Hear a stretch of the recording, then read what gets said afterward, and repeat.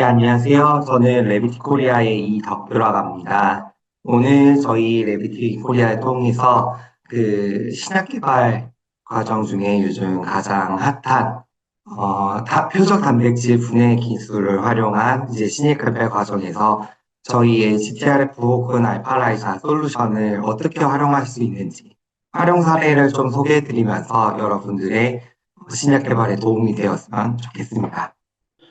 우선 간략하게 이제 표적 단백질 분해 기술, TPD에 대해서 약간 좀 소개를 드리겠습니다. 다들 아실 거라고 믿고 있습니다. 프로텍이라고 하는 명칭을 이전에 한번 들어보셨을 텐데요. 이제 저희 표적 단백질 분해 기술을 표현할 때 가장 많이 사용하는 요 단어가 프로텍이라고 하고, 이 프로텍 컴파운드는 이제 타겟 단백질을 인지하는 부분, 그리고 E3 라이게이즈를 이제 리크루팅 할 수 있는 E3 라이게이즈, 라이간드 파트, 그리고 이 서로 다른 두 파트를 이어주는 링커, 요 세 가지 파트로 구성이 되어 있다 보시면 되겠고요.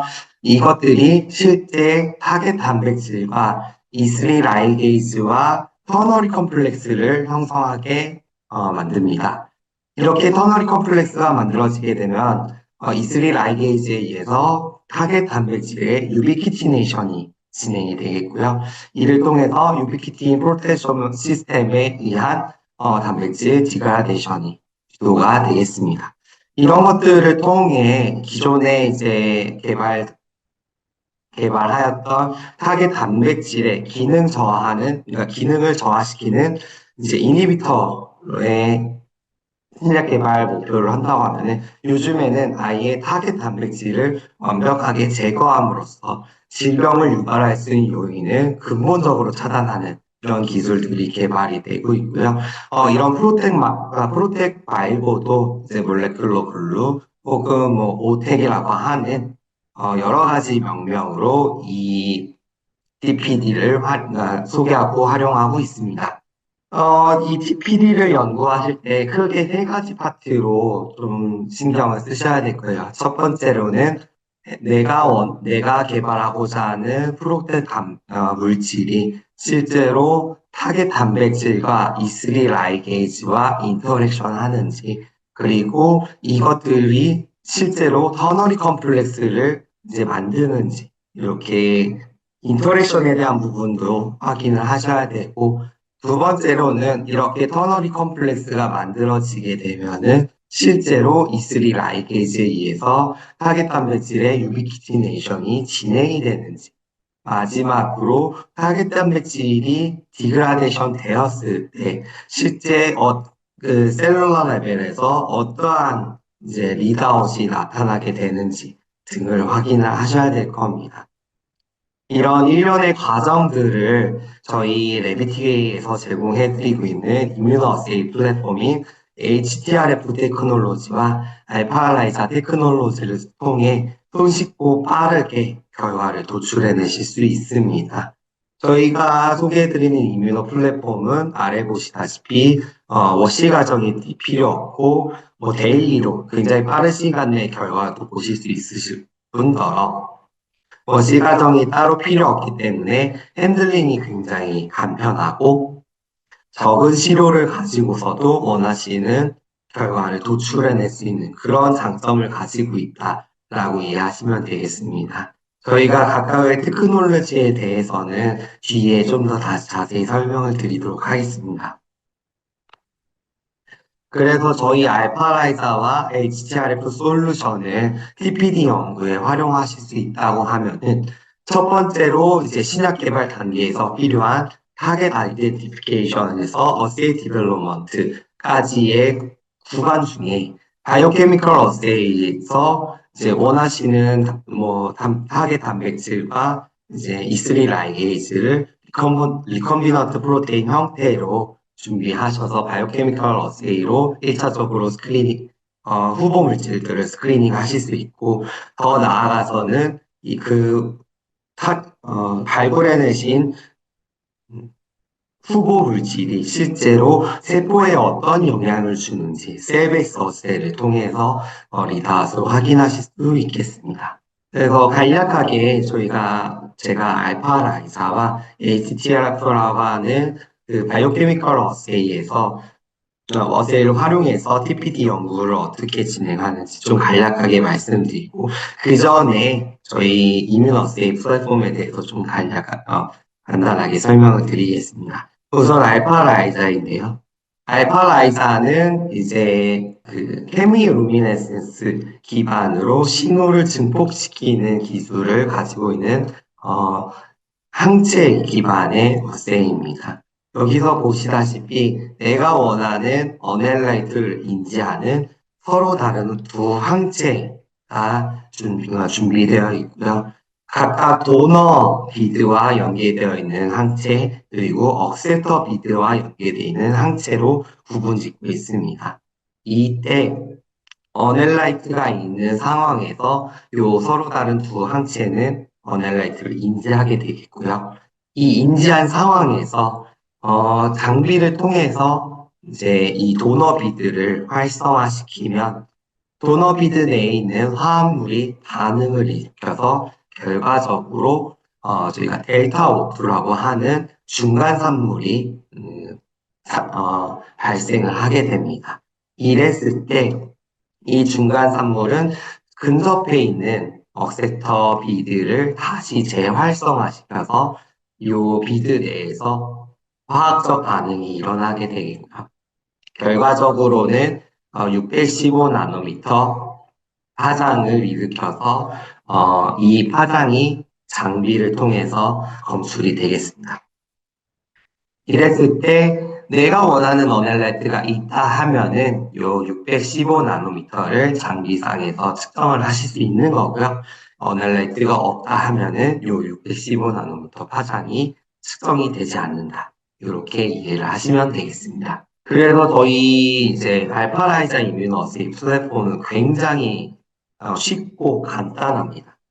여기서 보시다시피 이제 마이크로플레이트라고 하는 그 플라스틱 웨어에 내가 원하는 샘플을 이제 분주하고 이 분주한 다음에 그 어넬라이트를 인지할 수 있는 세터 비드 그리고 도너 비드를 집어넣고 인큐베이션을 하시면 됩니다. 그러니까 항체가 어넬라이트를 인지하는 과정이 1시간에서 1시간 30분 정도 진행이 되고요. 이 이후에 바로 장비를 통해서 측정을 하셔서 결과를 보실 수 있습니다. 그렇다 보니 앞서 보셨던 프로시저에서 이제 확인하실 수 있다시피 워시 과정이 필요 없기 때문에 굉장히 핸즈온 타임이 적은 것을 확인할 수 있고요. 그리고 저희가 샘플 볼륨 자체가 토탈 50 마이크로리터에서 80 마이크로리터 정도 되고요. 이때 사용하는 시료는 10에서 20 마이크로리터 정도 됩니다. 그래서 상대적으로 이제 잘 알고 계시는 웨스턴 블라시라든지 아니면 엘라이자 하우스에 비해서 획기적으로 적은 양의 시료로도 원하시는 결과를 보실 수 있습니다. 그리고 측정할 수 있는 농도 범위가 저희가 다이나믹 레인지라고 표현하는데 4에서 5 로그가 40배에서 50배 정도의 범위에서도 원하시는 결과를 보실 수 있다라는 점에서 넓은 다이나믹 레인지를 가지고 있는 특징을 가지고 있기 때문에 많은 분들께서 내가 시료가 적은데 그 원하는 단백질을 측정하고 싶으시다 하시는 경우에 저희 알파라이저를 많이 활용하고 계십니다. 그리고 마지막으로 저희 알파라이저는 뭐 구르게 플레이트 포맷부터 그러니까 최대 1536 웰 플레이트까지 호환이 가능하기 때문에 샘플의 이제 볼륨 범위를 자유자재로 조절할 수 있는 그런 특징을 가지고 있고요. 마지막으로 앞서 보셨던 것처럼 원하는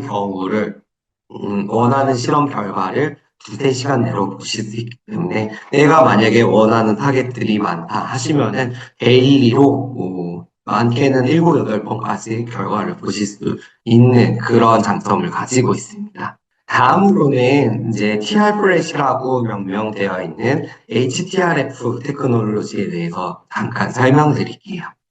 HTRF의 경우에는 앞서 보셨던 알파 라이자와 비슷하게 내가 검출하고자 하는 어넬라이트를 인지하는 서로 다른 두 항체를 사용합니다. 이때 알파라이자와는 다르게 이제 비드라는 형태를 쓰는 것이 아닌 형광물질을 사용하게 되겠고요. 이때 사용하는 형광물질은 이제 타임 오브 리졸브드 메저먼트 오브 플로레센스라고 해서 이게 시간 분해는 형광이라고 표현을 하고 있습니다. 이는 실제로 형광 물질을 익사이테이션 시키면은 짧은 시간에 에미션 파장이 나오고 액티비티가 떨어지는 게 아니라 일정 시간 동안 그 에미션이 지속되는 특징을 가지고 있습니다. 그렇다 보니 다른 이제 일반적으로 사용하는 형광 물질에 비해서 시그널이 안정되고 앞쪽에 나올 수 있는 스페시픽 시그널을 제거할 수 있는 특징을 가지고 있어서요. 여기서 보시다시피 백그라운드 플로렌스를 제거할 수 있기 때문에 조금 더 정확도가 높은 그런 특징을 가지고 있습니다. 저희 HTRF도 앞서 보셨던 알파라이자와 거의 그 프로토콜이 유사해요. 그래서 플레이트에 시료 넣고 내가 원하는 타겟 단백질을 인지하는 도너와 어셉터를 시료에 넣으셔서 인큐베이션 하신 다음에 바로 장비로 측정을 하시면 되겠습니다. 마찬가지로 HTRF도 보셨다시피 워시 과정이 필요가 없고 핸즈온 타임이 굉장히 적기 때문에 좀 더 릴라이어블한 결과를 보실 수도 있고요. 이것도 마찬가지로 최소 20마이크로리터부터 뭐 10마이크로, 뭐 5마이크로리터까지 스케일러블이 가능하기 때문에 내가 사용해야 하는 시료의 양에 맞춰서 시료량을 조절하실 수도 있겠습니다. 앞서 말씀드렸던 저희 레비티의 임무어시 플랫폼 알파라이자와 HTRF를 통해서 실제 TPD 연구에 어떻게 활용되고 있는지 좀 사례들을 알려드리도록 할게요. 우선은 내가 처음에 보고자 하는 것들. 내가 예를 들면은 바이너리스가 프로테인에 원하는 타겟 프로테인과 프로탁이 인터랙션하고 있는지 혹은 E3 라이게이즈와 내가 원하는 프로테인 물질이 이제 인터랙션하고 있는지 이런 바이너리 컴플렉스를 형성하고 있는지 혹은 터너리 컴플렉스 E3 라이게이즈 프로테인 오브 인터레스트 이 세 가지가 컴플렉스를 이루고 있는 이 형태에 대한 현상을 측정하고 싶으실 때에는 저희 이제 풀버스라고 하는 시스템을 사용하실 수 있겠습니다. 이 툴박스라는 건 뭐냐면요. 내가 원하는 타겟 그리고 내가 원하는 E3 라이게이지가 연구자분들이 다 다르실 거예요. 그러면은 이 각각의 물질을 인지하는 알파라이자 혹은 HTRF 항체를 이제 원하시는 대로 선택을 하셔서 원하시는 대로 조합을 하실 수 있습니다. 예를 들면은 HTRF 포맷을 사용하실 때 나는 도너로 프로테인 오브 인터레스트를 이제 인지를 할 거고 억셉터로는 E3 라이게이즈를 인지해서 내가 터너리 컴플렉스 형성 여부를 확인하겠다라고 선택을 하실 수도 있고요. 반대로 E3 라이게이즈를 도너로 인지하고 억셉터로는 프로테인 오브 인터레스트를 인지하겠다. 이렇게 구성하실 수도 있고요. 바이너리 컴플렉스 같은 경우에 저희가 주로 컴피티션 어세이라고 해서 E3 라이게이즈에 이제 바인딩하고 있는 도너와 어세터가 프로텍에 의해서 어세터가 떨어져 나가게 되면 신호가 감소하게 되거든요. 이런 감소하는 정도를 측정함으로써 얼마나 바이너리 컴플렉스가 형성이 되고 있는지 또 측정이 가능하신 부분이 있습니다. 이런 식으로 프로테인의 인터랙션, 그러니까 바인딩 혹은 릴리즈 이런 파트들을 저희 알파라이자 혹은 HTRF를 통해서 검수를 하실 수 있고 이때 내가 원하는 그 프로텍 물질의 도스도 어느 도스에서 가장 바인딩이 잘 일어나고 어느 도스에서 바인딩이 좀 떨어지는지 이런 현상들도 캐릭터라이제이션도 확인을 하실 수 있겠습니다.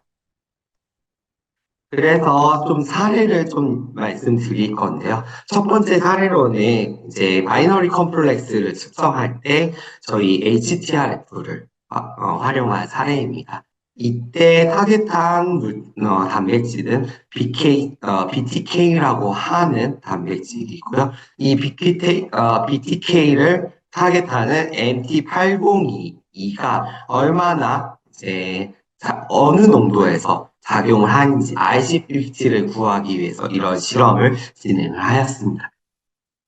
이 경우에는 BTK를 인지하는 도너, 그러니까 BTK에 태깅되어 있는 바이오틴을 인지하는 도너 항체를 사용하고요.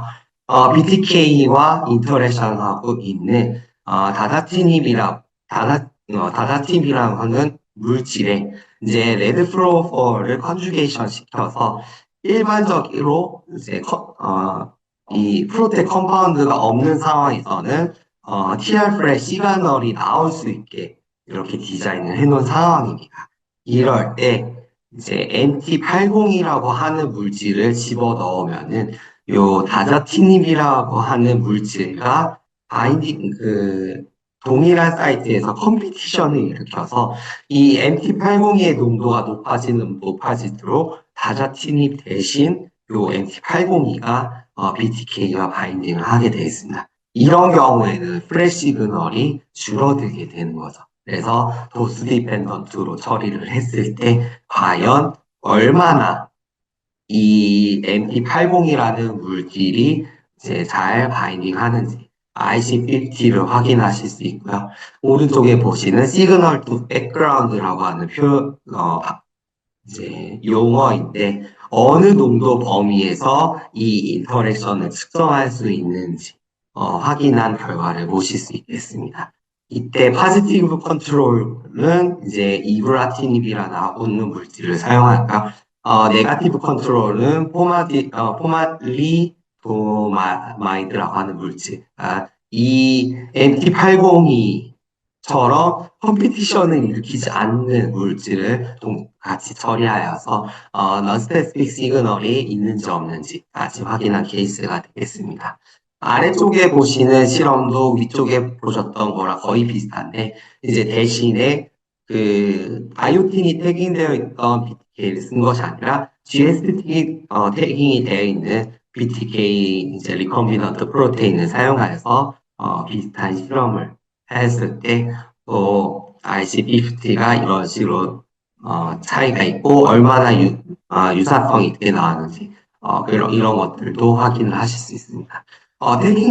택에 따라서 이제 어느 정도 IC50의 차이가 있을 수는 있지만 이것도 어느 정도 이제 예상 가능한 크라이테리아에 있는 범주이기 때문에 내가 정확하게 이 MT802는 IC50가 대략 50나노몰 정도에서 워킹을 하는구나 라고 이제 확인을 하실 수 있는 거죠. 다음으로는 이제 터너리 컴플렉스에 대한 얘기인데요. 실제로 프로테하게 의해서 내가 원하는 이제 바인딩 프로테인 오브 인터레스트와 E3 라이게이즈가 그 터너리 컴플렉스를 이루었는지도 저희 GTRF를 통해서 확인하실 수 있는데요. 이때에는 E3 라이게이즈로 셀레브론을 선택을 하여서 이 셀레브론에 태깅되어 있는 GST를 인지하는 도너 항체를 사용하였습니다. 그리고 BTK의 경우에는 바이오티닐레이티드 BTK를 사용해서 이 바이오틴을 인지하는 스트랩타비딘 이 컨주게이션 되어 있는 이제 그 형광 물질을 사용하여서 실제로 터너리 컴플렉스가 이루어졌을 때 요 프레 시그널이 이제 나타나게끔 실험 디자인을 구성하였다고 보시면 되겠고요. 이렇게 구성하였을 때 실제로 도스 디펜던트별로 어느 정도 신호가 증가하는 것을 보실 수 있습니다. 이 이야기인 즉슨 어느 정도 프로텍의 농도까지는 이 터너리 컴플렉스가 원활하게 이루어졌다. 그래서 프레 시그널이 증가했다라고 보시면 되겠고요. 어느 정도 이제 맥시멈 프레 시그널이 이제 도달한 시점에서 더 많은 양의 프로텍 이제 컴파운드를 처리하게 되면은 이 오른쪽 하단에 보시는 것처럼 이제 터널리 컴플렉스를 그러니까 이루는 것이 아닌 개별적인 인디비주얼하게 프로텍과 BTK 혹은 프로텍과 셀레브론이 바인딩하여서 결과적으로 프레 시그널이 전달이 안 되게 이런 식으로 어세이가 구성될 수 있습니다. 그러면서 농도가 높아질수록 점점 HTRF 신호는 떨어지는 거죠. 이런 실험을 통해서 내가 터너리 컴플렉스를 형성하기 위해 최적의 조건을 일정 농도의 프로타입을 처리해야지 최적의 아, 그 터너리 컴플렉스를 형성하는구나라는 것을 확인하실 수 있습니다. 이거는 이제 앞서 말씀드렸던 것과 비슷하게 터너리 컴플렉스를 확인한 건데, 대신에 이제 HTRF가 아닌 알파라이사를 통해서도 비슷한 결과를 보실 수 있습니다. 이럴 때, 이 실험의 경우에는 E3 라이게이즈를 셀레브론으로 사용을 하였고요. 타겟 단백질을 BRD4로 타겟한 케이스가 되겠습니다. 그래서 E3 라이게이즈 셀레브론의 경우에는 히스 플래기 달린 단백질을 사용하여서 이 시스 히스 플래그를 인지하는 도너 비드를 사용하였고요. 억세터의 경우에는 BRD4에 태깅되어 있는 GST를 인지하는 억세터 비드를 사용하였습니다. 이 경우, 이랬을 때 프로텍에 의해서 터널리 컴플렉스가 만들어지게 되면은 도너에서 발생하는 델타 오드에 의해 어세터 비드가 활성화되면서 결과적으로 615나노미터 에미션 파장이 발생을 하는 거죠. 죄송합니다. 이를 장비에서 측정하게 되면은 이제 도스 디펜던트로 마찬가지로 특정 농도까지는 이 터널 컴플렉스가 원활하게 형성이 되기 때문에 알파 신호가 점점 증가하다가 일정 농도 이상 넘어가게 되면은 오히려 이 터널 컴플렉스 형성에 이제 제한을 받기 때문에 알파라이자 신호가 떨어지는 것을 확인하실 수 있습니다. 이렇게 바이너리 컴플렉스와 터너리 컴플렉스의 형성 여부를 저희 알파라이사 HTRF를 통해서 확인하셨는데요. 이 다음으로는 또 하나 이제 E3 라이게이지의 바인딩을 앞서 이제 원하시는 대로 이제 구성하셨던 툴박스 말고 저희가 이제 키트로 이미 구성해서 드리고 있는 사례도 있습니다. 이 경우도 좀 확인하셔서 내가 만약에 좀 이런 항체를 개별적으로 구매해서 내가 이제 조건도 잡아야 되고, 이런 일련의 프로세스가 좀 번거로우신 경우에는 저희 이제 커머셜라이즈 된 바이닝 키트 사용하셔서 빠르게 결과를 보실 수 있는 그런 키트도 제공을 해드리고 있습니다. 지금 현재 알려져 있는 E3 유비키틴 라이게이즈는 최소 600개 이상이라고 현재 알려져 있습니다. 멀티 타겟도 있을 수 있고 아니면은 특정 타겟만 있는 스탠드 언론으로 있는 E3 라이게이즈도 있을 텐데요. 지금 현재 저희 알파라이사와 HTRF를 통해 이제 커머셜라이즈 된 E3 라이게이즈는 총 15개가 있습니다. 여기 보시는 셀레브론 혹은 VHL, 키벗 같은 E3 라이게이즈를 타겟할 수 있는 알파라이자, HTRF 키트가 구성되어 있고요.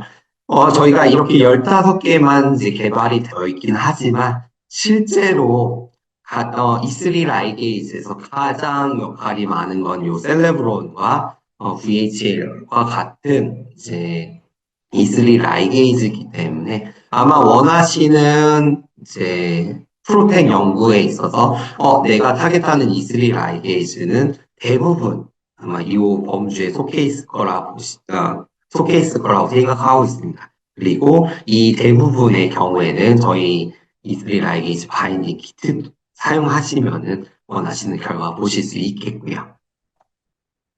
그래서 저희 이슬리 라이게이즈 바인딩 키트의 경우에는 기본적으로 바이오케미컬 포맷, 그러니까 원하시는 프로테인 물질과 이제 이제 타겟하고자 하는 이제 그 이슬리 라이게이즈를 이제 조합하셔서 내가 내가 원하는 물질을 넣었을 때 얼마나 신호가 줄어드는지, 따지고 보면 바이너리 컴플렉스를 얼마나 이루는지 확인하실 수 있는 실험을 할 때 저희 바이딩 키트를 쓰실 수 있겠습니다. 앞서 말씀드렸다시피 저희 알파라이자와 HTRF는 단순하게 이제 구성되어 있는 컴포넌트를 섞고 내가 원하는 프로테인 물질을 도스 디펜던트하게 처리해서 이제 반응시키신 다음에 바로 찍으시면 돼요. 그러니까 프로토콜도 비슷하고 이제 포맷도 비슷하고 뭐 추가적인 밸리데이션도 뭐 충분히 가능하시고요. 내가 손쉽게 결과를 보고 싶다 하실 경우에는 저희 바인드 키트 쓰시면은 아마 정말 빠른 시일 내로 원하시는 프로테인 후보 물질에서 실제 힛을 찾아내실 수 있겠습니다. 기본적으로 앞서 말씀드렸던 것처럼 저희 이제 바인딩 키트의 경우에는 컴피티션 어세이가 기본적으로 제공을 해드리고 있어서 내가 원하는 컴파운드를 처리하지 않을 때에는 뭐 HTRF던 뭐 알파 라이자던 시그널이 제일 이제 맥시멈으로 나오고 있는 상태에서 컴파운드를 도스 디펜던트로 처리하게 되면은 그만큼 신호가 줄어들게 되는 그런 특징을 가지고 있고요. 3스텝 프로토콜이라고 해서 내가 준비한 마이크로 플레이트에 원하는 시료를 혹은 스탠다드 넣으시고 E3 라이게이즈, 그러니까 키트 내에 동봉돼 있는 E3 라이게이즈 넣으시고 내가 나머지 이제 요 E3 라이게이즈를 인지하는 도너 항체를 넣고 인큐베이션 하신 다음에 이제 플레이트 리더에서 측정하시면 되겠습니다. 앞서 말씀드렸던 알파 라이다도 동일한 컨셉이기 때문에 참고하시고 넘어가면 되겠습니다. 그렇게 했을 때 이제 죄송합니다. 여러 가지 타겟 물질들의 IC50를 구했을 때 HTRF와 알파 라이자를 활용할 수 있는데요. 이거는 지금 죄송합니다. 요즘 한절기라 그런지 감기가 유행하는 것 같아요. 저도 감기에 걸려서 지금 목소리가 좀 많이 안 좋은데 양해 부탁드리고 여러분들께서도 감기 조심하셨으면 좋겠습니다. 네, 계속 진행하겠습니다. 그래서 지금 사용하고 있는 키트의 경우에는 요 셀레브론 바이닝 키트를 사용한 케이스이고요. 여러 가지 컴파운드를 처리했을 때 각각에 대한 이제 각각 물질에 대한 IC50를 저희 알파라이자 혹은 HTRF 포맷으로 검출을 해보실 수 있겠습니다. 여기서 보시다시피 이 프로틴 연구 셀레브론 라이간드의 경우에는 저희가 굉장히 잘 알려져 있는 라이간드를 사용하기 때문에 신뢰도가 굉장히 높다고 보실 수 있겠고요. 그리고 여기서 보시다시피 VHL이나 MDM2 같은 non-specific 시그널은 여기는 나오지 않지만 거의 이제 발현하지 않습니다. 그래서 셀렉티비티도 엄청 좋다라고 말씀드리고 있고요. 결과 자체도 굉장히 컨시스턴트하기 때문에 여러 리터러처에서도 활용하고 있는 사례를 보실 수 있겠습니다. 또 하나는 이제 또 잘 알려진 E3 라이게이즈 중에 SIAP라고 하는 단백질이 있는데 이 단백질의 특징, 캐릭터라이제이션 그리고 프로테인 연구하실 때에도 저희 XIAP 바이닝 키트를 사용하셔서 또 결과를 보실 수 있겠습니다.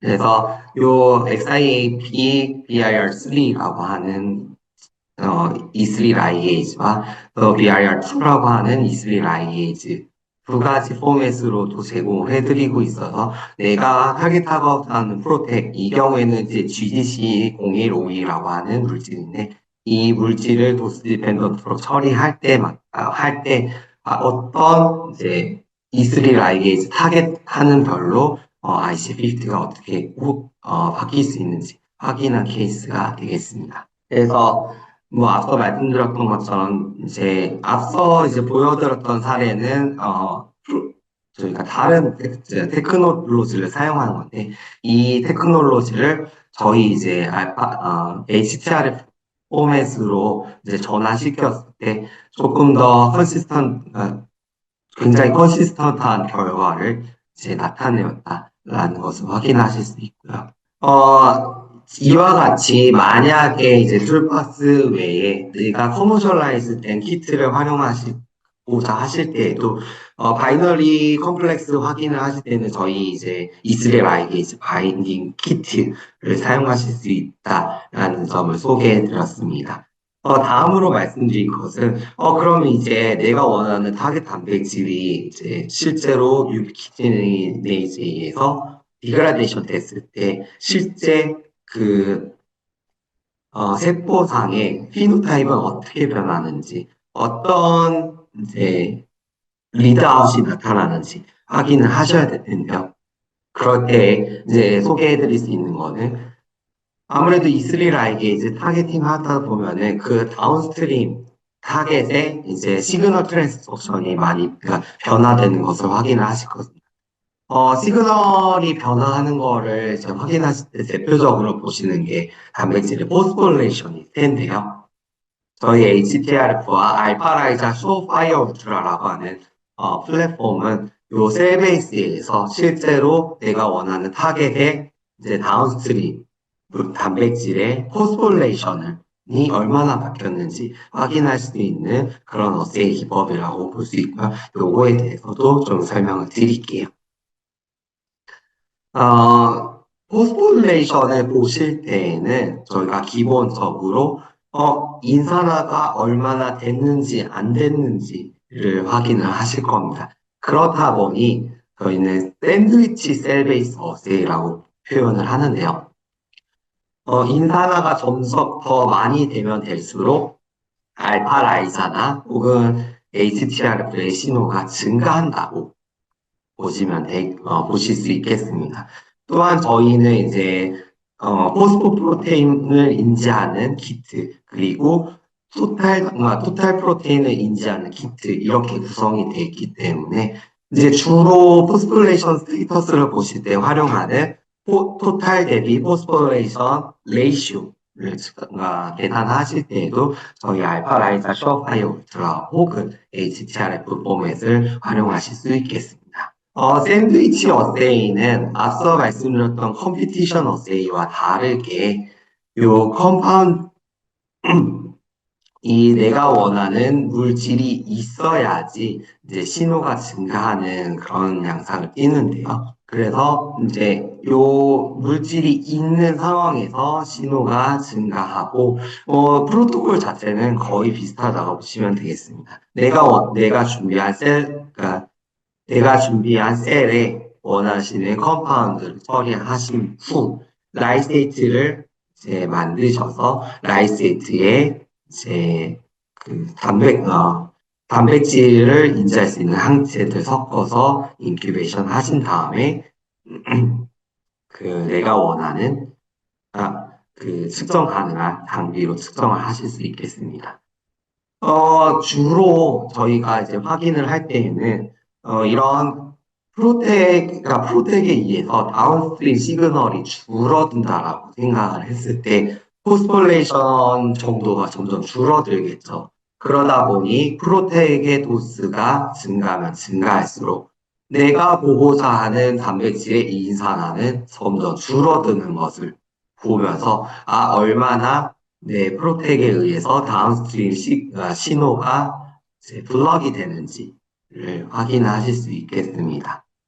같은 포맷으로 알파라이자 슈어파이어 울트라에서도 프로테인 몰레큘을 처리했을 때 도스 디펜던트로 얼마나 인산화된 단백질의 양이 줄어드는지, 얼마나 시그널이 이니비션 되는지 DC50를 통해서 확인을 하실 수 있고, 알파라이자의 경우에는 뭐 포스텝이라고 표현을 하고 있긴 하지만 차이점이라고 하면은 이제 억셉터와 도너를 별개로 넣냐 아니냐 요 차이밖에 없거든요. 그래서 결과적으로는 스텝 자체는 굉장히 간단하다라고 이해를 하실 수 있겠습니다. 이렇게 했을 때 내가 원하는 타겟 단백질을 뭐 굳이 오버 익스프레션 시키지 않고 엔더지니어스한 프로테인을 보고 싶을 때에도 저희 이제 이뮤너세이를 알파라이자, 슈어파이어 울트라와 HTRF를 활용하실 수 있으세요. 그러다 보니까 뭐 여러 가지 셀 라인에서 내가 타겟하는 단백질의 디그라데이션 정도, 혹은 뭐 CDK12 디그라데이션 정도, 혹은 포스포레이션 정도 등을 확인하실 수 있고요. 뭐 기존에 다른 이제 플랫폼 사용하시는 분이 있으신 경우에는 뭐 다른 플랫폼에서 사용하는 셀라인 사용하셔도 결과적으로는 크게 차이가 없기 때문에 뭐 보유하고 계신 셀라인으로 그냥 결과 보시면 된다라고 이해하시면 될 것 같습니다. 그렇게 했을 때 실제로 프로텍에 의해서 내가 뭐 이 경우에는 EGFR의 포스포레이션이 얼마나 감소하는지 토탈과 포스포레이티드 프로테인의 변화도 저희 HTRF 혹은 알파를 통해서 확인을 하실 수 있고요. 아니시면은 실제로 내가 타겟했던 단백질의 익스프레션 레벨도 확인을 하실 수 있습니다. 오른쪽 보시는 경우에는 ER 리세터를 직접적으로 프로텍이 타겟했을 때 내가 원하는 그러니까 단백질들이 얼마나 감소하는지 등을 확인하실 수 있고요.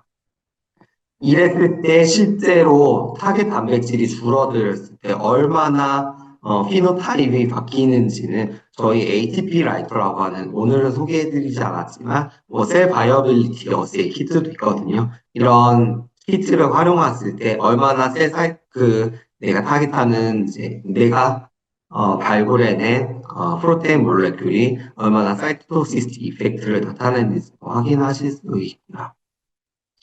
그리고 추가적인 이제 그 물질을 처리했을 때 얼마나 이제 BTK 디그라데이션이 감소하는지 또 확인을 하실 수 있고 마지막으로 BRD 디그라데이션에 의해 다운스트림으로 얼마나 어떤 이펙트가 나타나는지 확인을 하실 때에도 여기서는 이제 CMYK 익스프레션 레벨이 줄어든다라는 점을 확인하는데 이런 것들도 HTR 퍼포먼스로 확인을 하실 수 있겠습니다. 이거는 또 다른 사례인데요. 저희가 또 뭐 BR이나 CDK 뭐 여러 가지 타겟 단백질들을 이제 패널을 통해서 만들었어요. 그리고 이제 후보 물질을 이제 처리했을 때 얼마나 이제 얼마나 다양한 종류의 단백질을 이제 타겟하는지 이런 이제 후보 물질들의 스크리닝도 저희 이제 HTR 포맷을 통해서 확인 가능하신데요. 이 경우에는 이제 해버 셀라인을 사용하여서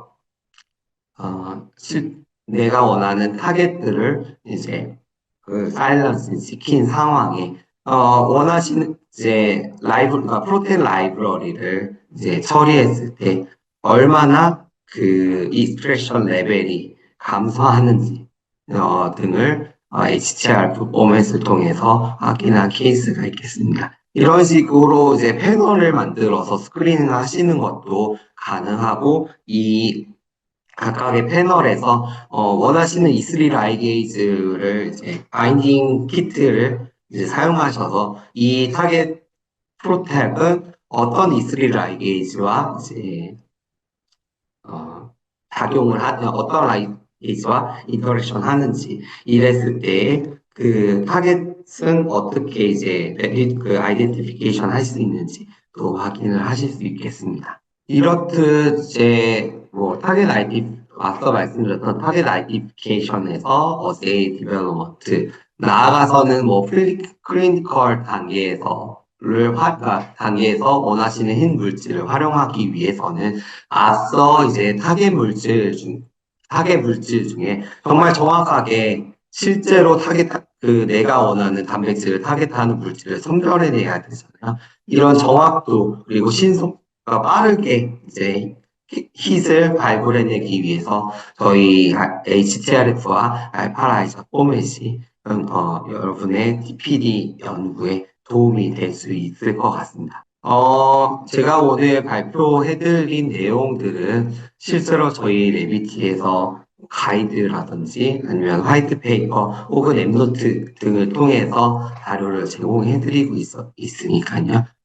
후에 뒤에 이제 설문조사 해주실 때 원하시는 자료가 있으시면은 그 설문조사 통해서 저희한테 전달해 주세요. 그러면은 저희가 개별적으로 자료를 전달 드릴 수 있도록 하겠습니다. 마지막으로 저희 이제 TPD 연구에 있어서 오늘 말씀드렸던 이뮤너스의 플랫폼 뿐만 아닌 이제 후속 연구에서 활용할 수 있는 저희 레비티 포트폴리오를 조금 간단하게 설명드릴게요. 저희가 신약 개발 과정 중에서 인비트로 어세이를 통해 혹은 바이오케미컬 어세이를 통해서 실제로 타겟 물질들을 이제 개발하고 나서 이제 실제로 세포 혹은 그러니까 임상 단계에 진입하기 전에 동물 실험 등을 통해서 그 타겟 물질이 실제로 워킹하는지 밸리데이션을 하셔야 될 겁니다.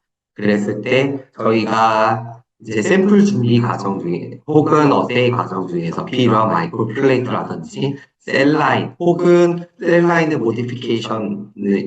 셀라인에 대한 모디피케이션이 필요하실 때 뭐 크리스퍼 모듈레이션이나 siRNA 모듈레이션 혹은 셀 카운터와 같은 이제 얼리 스테이지서부터 오늘 말씀드렸던 실제 타겟 아이덴티피케이션 밸리데이션에서 사용할 수 있는 이뮤노어세이 플랫폼 그리고 세포에서 실제로 그러니까 라이브 셀에서 혹은 그 고정되어 있는 세포에서 실제로 그 시그널이 어떻게 변하는지 이미징을 통해서 확인을 하고 싶으실 때에는 또 저희 이미징 포트폴리오 더 나아가서는 이제 동물 실험을